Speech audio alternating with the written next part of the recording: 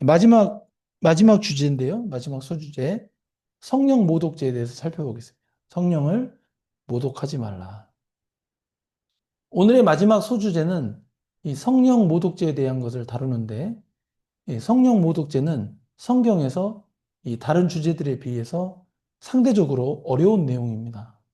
예, 어렵습니다. 이거 집중해서 잘 들어야 됩니다.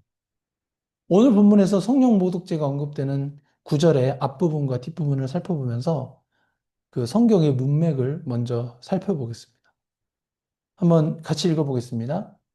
그때에 귀신 들려 눈 멀고 말 못하는 사람을 데리고 왔거늘 예수께서 고쳐주심에 그 말 못하는 사람이 말하며 보게 된지라. 무리가 다 놀라 이르되 이는 다윗의 자손이 아니냐 하니. 예. 아멘. 예수님께서 귀신 들려서 눈 멀고 말 못하는 사람을 고쳐주셨습니다. 그런데 이 사람은 어떤 병으로 인하여 장애를 가졌던 것이 아니고 귀신이 들렸기 때문에 눈이 멀고 말을 못하는 이 두 가지 장애를 가졌습니다. 이 두 가지 장애 중 하나만 고쳐주셔도 엄청난 기적인데 예수님은 이 두 가지 장애를 한 번에 모두 고쳐주셨기 때문에 성경에는 언급되지 않아도 이 장애의 원인인 이 귀신까지 쫓아냈다는 것을 이 마태복음 11제 12장 22절에서 이해할 수 있습니다. 그 사람이 세 가지 문제인 그 귀신, 시각장애, 언어장애를 한 번에 해결해 주셨으니까 사람들은 놀라지 않을 수 없었습니다. 그래서 사람들은 예수님에 대해서 다윗의 자손이 아니냐라고 반문하였습니다. 여기서 다윗의 자손은 구약에서 예언된 메시아를 칭하기 때문에 결국 예수님이 메시아인 것 아니냐라는 말을 한 것이죠. 이 말을 들은 바리새인들은 다음과 같이 이야기합니다. 한번 같이 읽어보겠습니다. 바리새인들은 듣고 이르되 이가 귀신의 왕 바알세부를 힘입지 않고는 귀신을 쫓아내지 못하느니라 하거늘. 아멘. 이 바알세불은 저번에 말씀드렸는데 파리의 왕, 똥의 신이란 의미인데 당시 마귀사탄을 지칭하는 별명이었습니다.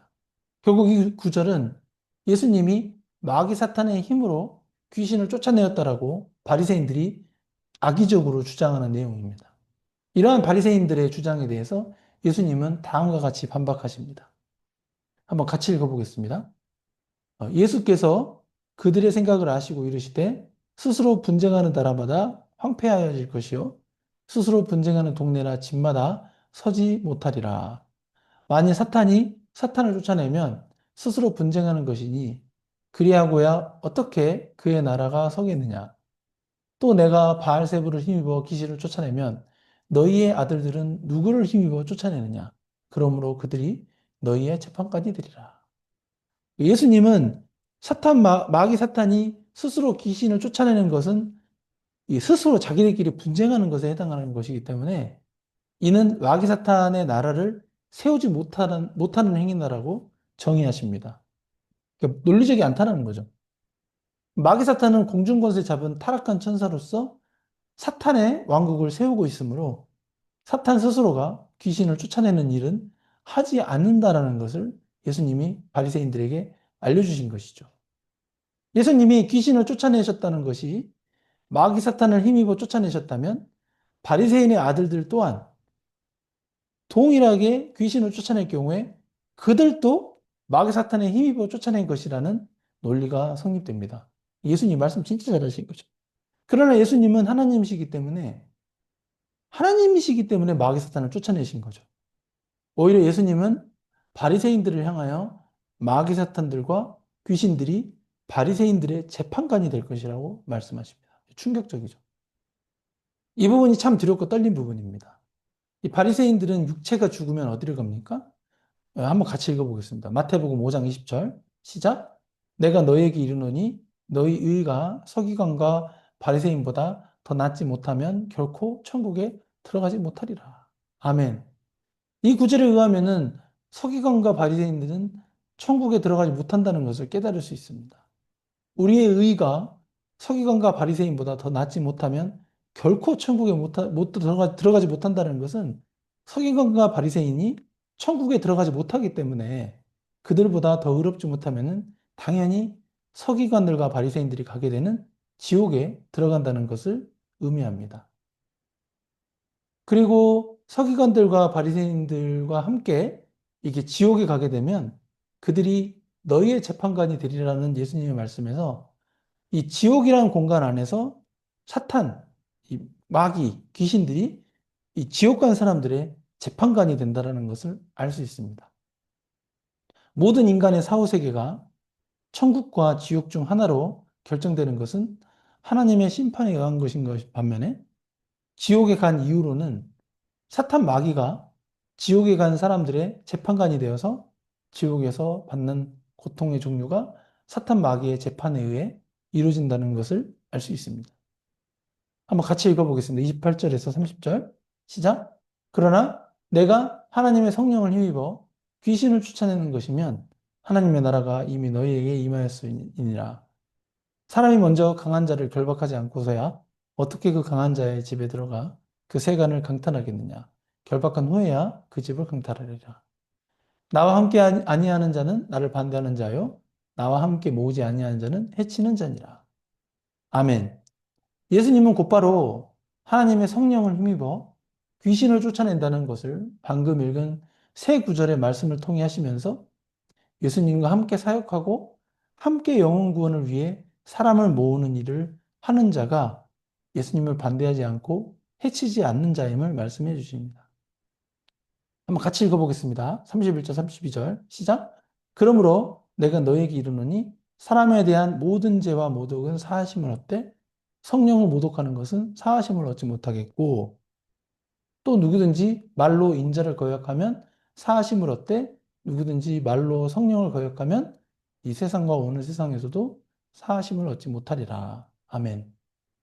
앞에서 쭉 설명하시고 나서 이제 드디어 성령 모독죄를 언급하십니다. 성령 모독죄는 정말 무서운 죄인데 그 이유는 성령을 모독하거나 누구든지 말로 성령을 거역하면 이 세상과 오는 세상에서 또 사하심을 얻지 못한다라고 말씀하고 있기 때문입니다. 이 사람에 대한 모든 죄와 모독은 사하심을 얻을 수 있습니다. 그리고 심지어 성자 예수님을 말로 거역해도 사하심을 얻을 수 있습니다. 그러나 성령을 모독하고 성령을 거역하는 것은 이 세상과 오는 세상에서 사하심을 얻지 못한다고 되어 있어요. 그러니까 예수님을 믿어도 결과적으로 이 두 죄를 범하게 되면은 그리스도인이라 할지라도 천국이 아닌 지옥으로 사후세계가 결정된다는 것을 의미합니다. 그렇다면 오늘 읽은 본문에서 이 성령 모독죄 또는 성령을 거역한 죄의 구체적인 예는 무엇일까요? 예수님께서 귀신 들린 자를 고치시자 바리새인들이 그가 바알세불의 왕의 바알세불의 힘을 빌려 쫓아낸다라고 비난했습니다. 이것이 바로 성령을 모독하는 죄입니다. 단순히 한순간의 불신이나 의심이 아닙니다.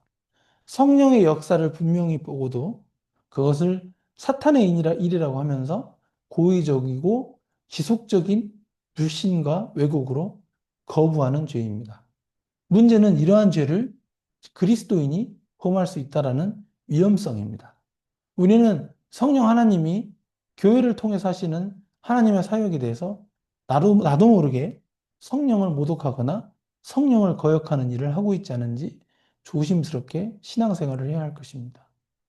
복음의 능력을 경험했음에도 불구하고 성령 하나님이 주신 은혜를 조롱하거나 하나님의 일을 사탄의 일로 치부하는 태도, 그것이 오늘의 성령 모독이라는 것을 깨닫는 저와 여러분이 되시기를 소망합니다. 아멘. 네, 맺은 말입니다. 예수님은 율법을 폐하러 오신 것이 아니라 율법을 완성하러 오셨습니다.